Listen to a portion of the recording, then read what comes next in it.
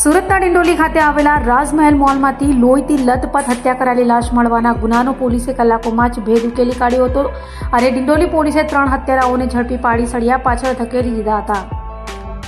સુરતમાં કાયદા વ્યવસ્થા સામે વારંવાર સવાલો ઊભા થઈ રહ્યા છે, ત્યારે સુરતના ડિંડોલીના રાજમહેલ મોલમાંથી રાજ દુબેની હત્યા કરાયેલી લાશ મામલે ડિંડોલી પોલીસ દોડતી થઈ હતી અને સુરતના ઇન્ચાર્જ પોલીસ કમિશનર વાબંગ ઝામીર, અધિક પોલીસ કમિશનર બગડિયા, નાયબ પોલીસ કમિશનર રાજેશ પરમાર અને મદદનીશ પોલીસ કમિશનર ગોહિલની સૂચનાને લઈ ડિંડોલી PIPL વાઘેલાની ટીમ PSI DA ગોહિલ સાથે તપાસમાં જોડાઈ હતી અને police technical surveillance, human intelligence અને સતત તપાસના આધારે આરોપીઓ સુધી પહોંચી હતી.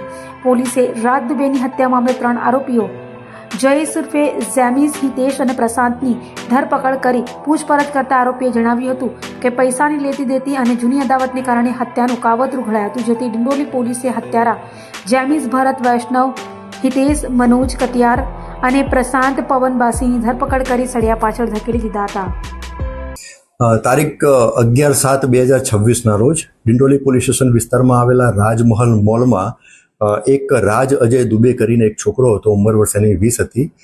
એના ખૂન બાબતે એક અનડિટેક ખૂનનો ગુનો ડિંડોલી પોલીસ સ્ટેશનમાં દાખલ કરવામાં આવેલો હતો. ગુનાની ગંભીરતાને ધ્યાને લઈ અને ખૂન જેનું થયેલું હતું 20 વર્ષનો છોકરો હતો, એ બધી બાબતોને ધ્યાને લઈ અને સુરત શહેરના માનનીય પોલીસ કમિશનર શ્રી વાબંગ ઝામીર સાહેબ, સેક્ટર 2 સાહેબ, નાયબ police commissioner zone 6 Rajesh Parmar સાહેબની સૂચના અને માર્ગદર્શન હેઠળ ડિંડોલી પોલીસ સ્ટેશનના PI શ્રી વાઘેલાના નેતૃત્વ હેઠળ 3 અલગ અલગ ટીમો બનાવવામાં આવેલી અને એ ત્રણે અલગ અલગ ટીમોને કામની સોંપણી કરી અને ગુનો ડિટેક્ટ કરવા અને આમાં જે સંડોવાયેલા આરોપીઓની શોધી અને ધરપકડ કરીને આગળની કાયદેસર કાર્યવાહી કરવા માટે જરૂરી બ્રીફ કરવામાં આવેલા હતા.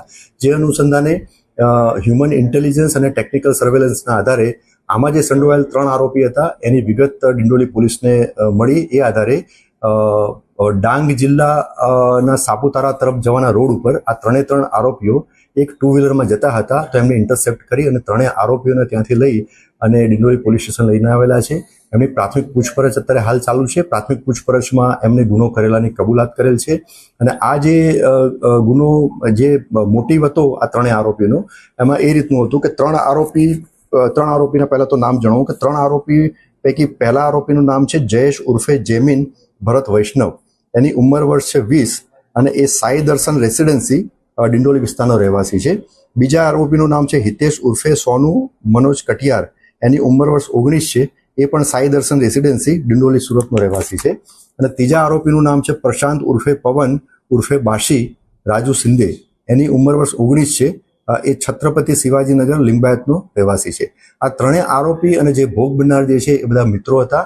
આ જે 3 આરોપી પૈકી 2 આરોપી એટલે કે જયેશ વૈષ્ણવ અને હિતેશ કટિયારે એને અને વિક્ટિમ જે છે ભોગ બનનાર રાજ અજય દુબેને એને પૈસાની લેતી દેતીની મેટર હતી. આ વિક્ટિમને આ બંને આરોપીઓએ 5000 રૂપિયા આપેલા હતા અને એ બાબતની આ 4 જણ ભેગા થઈ, એટલે કે 3 આરોપી અને વિક્ટિમ આ 4 ભેગા થઈ અને વાતચીત કરતા હતા અને એમાં વાતચીતમાં ઉગ્ર સ્વરૂપ લીધું અને એ ઉગ્ર સ્વરૂપ અને વાતચીતના અંતે આ જે જયેશ જેમીન ભરત વૈષ્ણવ અને હિતેશ ઉર્ફે સોનુ મનોજ કટિયારે એ બંને પાસે હથિયાર હતું. એટલે એકના પાસે છરી હતી અને બીજાના પાસે ગુપ્તી હતી. તો એની ઉપયોગ કરી અને આ વિક્ટિમને એ ગંભીર ઈજા કરવામાં આવેલી હતી, જેના કારણે આ વિક્ટિમનું મોત થયેલું છે. હાલમાં ગુનાની તપાસ ચાલુ છે. બંને હથિયારની વાત કરું તો હાલમાં પ્રાથમિક પૂછપરછ ચાલુ છે. હથિયાર હજુ રિકવર કરવાના બાકી છે અને આ 3 આરોપી જે 2 વ્હીલર ઉપર ભાગ્યા હતા એ 2 વ્હીલર પર પોલીસે તપાસ દરમિયાન હસ્તગત કરેલું છે અને એને કબજે કરી અને આગળની કાયદેસર કાર્યવાહી કરવાની ચાલુ છે. આ 3 આરોપીઓ પૈકી એક પ્રશાંત ઉર્ફે પવન ઉર્ફે બાસી રાજુ સિંધે, એના વિરુદ્ધમાં અગાઉ લિંબાયત પોલીસ સ્ટેશનમાં 2024માં એક શરીર સંબંધી ગુનો પણ દાખલ થયેલ હતો. આમ હાલમાં આ ગુનાની તપાસ ચાલુ છે.